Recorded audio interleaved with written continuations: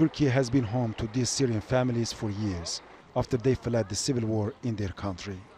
Many of them lost their loved ones in the earthquake in northwest Syria.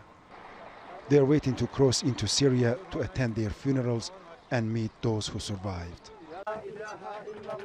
Bodies of the Syrian refugees who lost their lives on the Turkish side are also being sent back home for burials. Here for most, aid is the only lifeline. They're about to get that lifeline via Qatar Aid and Qatar Red Crescent. This is the second aid convoy sent by Qatar to northwest Syria in the last 2 days. These rebel-held areas were heavily bombed by the regime throughout the 12-year-long civil war. Last week's earthquake has made things worse, killing thousands and injuring many more.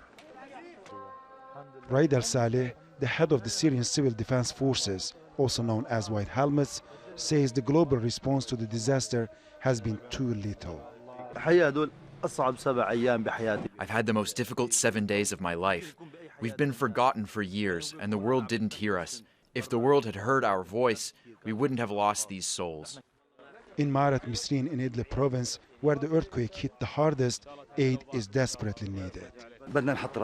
We've been displaced several times in the last 9 years. We don't know what is ahead of us. This earthquake displaced us again. We lost our homes, families. We need shelter.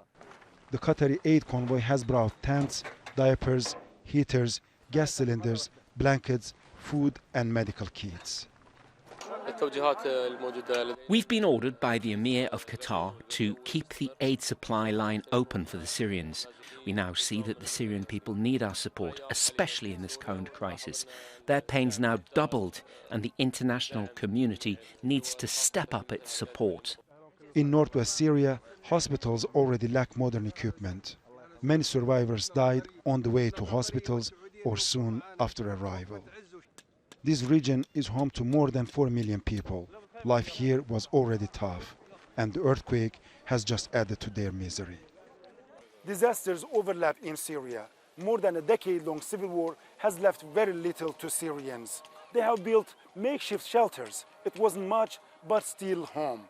And the earthquake has destroyed that too. Many Syrians feel they have been neglected by the rest of the world. Now, the help is needed here more than ever. Resul, Serdar, Al Jazeera, Maaret Misrin, Northwest Syria.